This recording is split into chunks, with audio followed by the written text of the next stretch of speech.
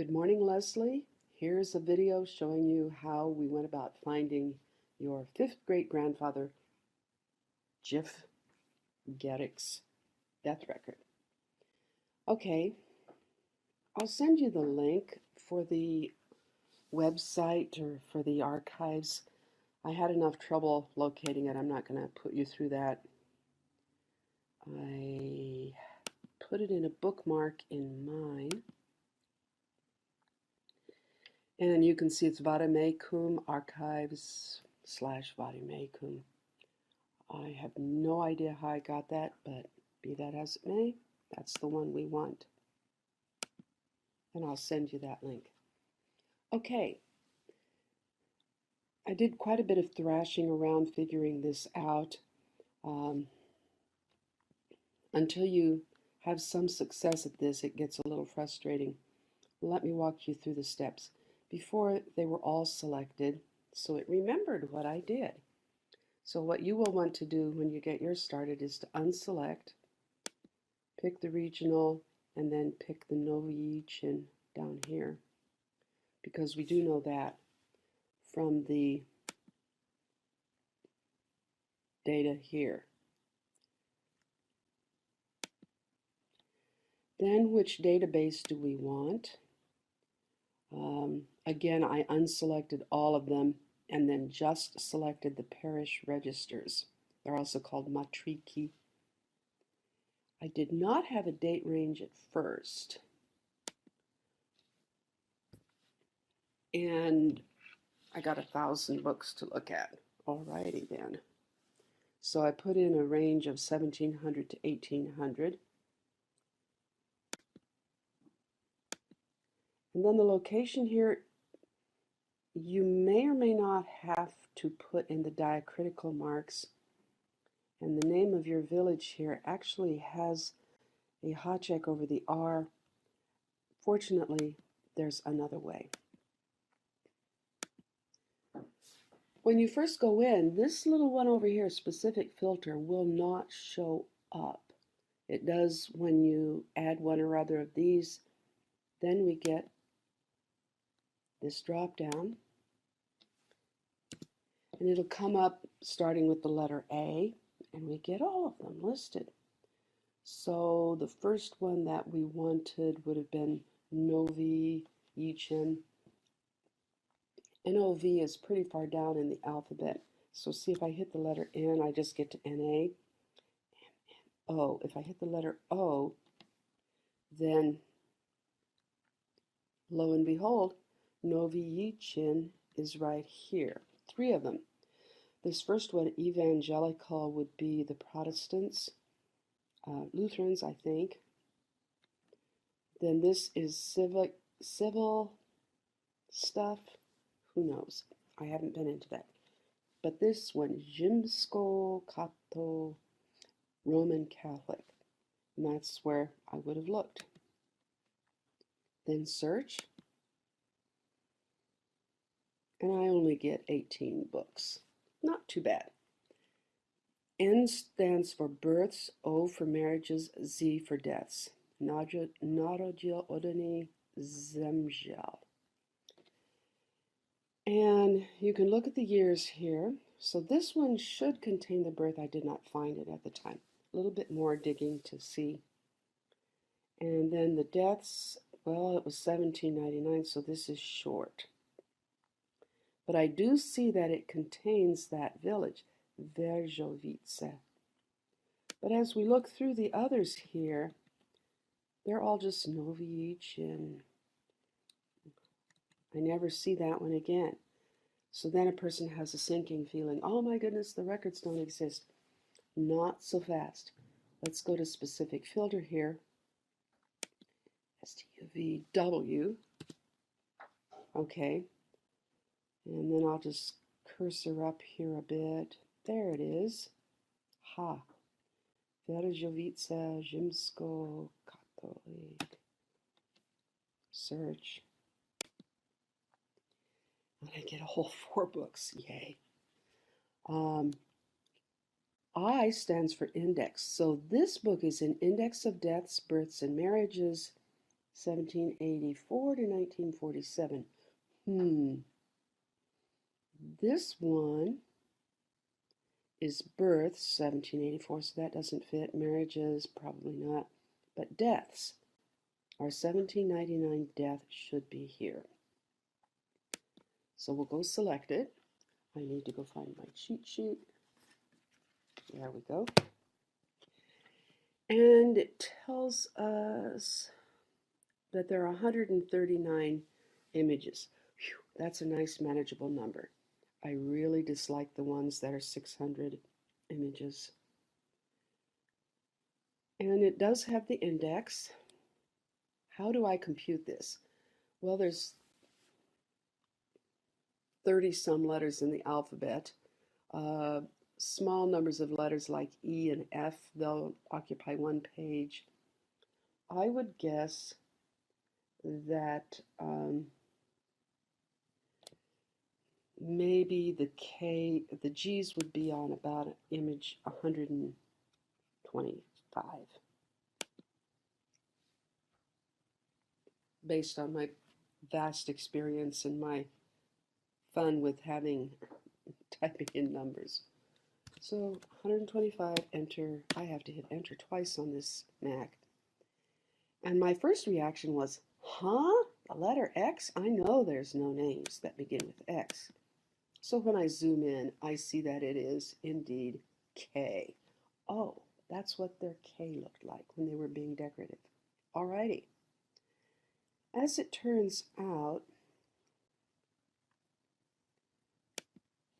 so it'd be GHJ would be before K's.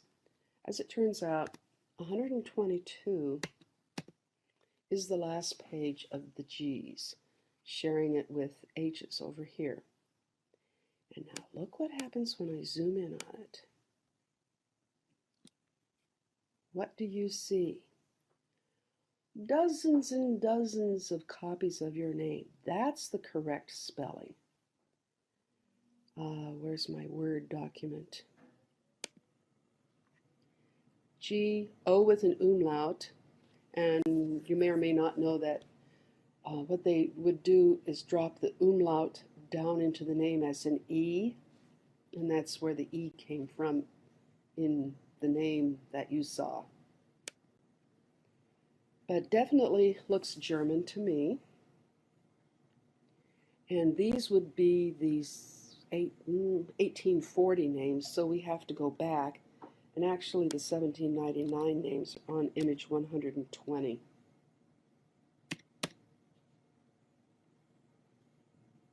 Two columns, a lot of names. You will be kept out of trouble for quite a while going through all of these. So here's another morphing of it. Well, here's what Geryk looks like. Geryk looks like in 1799. Here's obviously 1800, therefore that must be 1799. And I recognize these as Georg. He's from house number 3. He's on page 76. Well, obviously when there was 200 and some over there at the end, there have to be 2 per image. And maybe there's 4 pages at the front end that are used for covers and stuff like that. So I would estimate that I would take 80 and divide it by 2, and that I would go to image 40 to find his record. I'm wrong.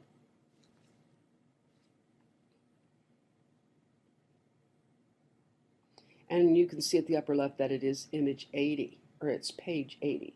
So I need to go to image 38. I could just hit the left arrow over here twice.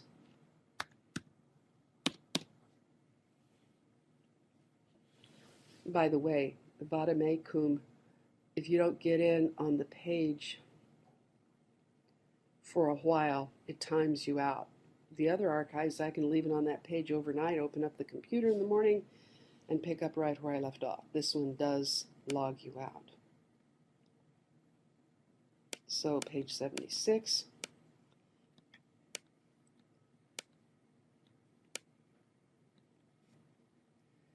Whoever did this said he died on April 8th, 1799. Which one am I in? There. Monat is German for month, so March. Monat is March. And sure enough, here's April. And sure enough, here's the 8th of April. House number 3, Georg Geryk. He is 60 years old. Now that original death date out there, that would make it 1739 for his birth, assuming that's accurate. I am always highly suspicious of any age, advanced age, that ends in 0 or 5. It's an estimate. Sometimes you'd have the same book and you would have a priest who was a database person, data collector, and they would look it up and say, yep, I can calculate the age exactly. But, you know, unless somebody makes it a law that you have to do this, it was voluntary, and only those people who were data obsessed, bless them, would do that. Okay, so where were we? Back to this. I don't know what to say about this, but the double F thing, this is about the third spelling item you learn when you're looking at these old records. My husband ran into it with the French Canadian. He saw a birth of Narciffe. And who's Narcif? What kind of a name is that? Well, FF is double S. Or you might see an SF. Well, that's really a double S also. In Czech, double S was German. SCH, the sh sound. So in Czech, it would be the S with the Hachek. There's no double Fs in Czech. I don't even know if there's any in German. Now, this could be an honest mistake, or it could be somebody who's playing games. They've done the research, nobody gives them credit, so they purposely put out a mistake and then laugh at everybody who copies it. I have one of those. We made a genuine mistake, our researcher did. Had Hacolik. Well, the CO turned out to be a sloppy W. I figured this out one day when I Googled the name, and the only hits in the world was my website and everybody who had copied it.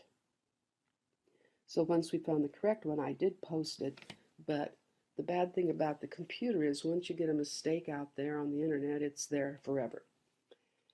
Anyhow, let's go back to look at this record.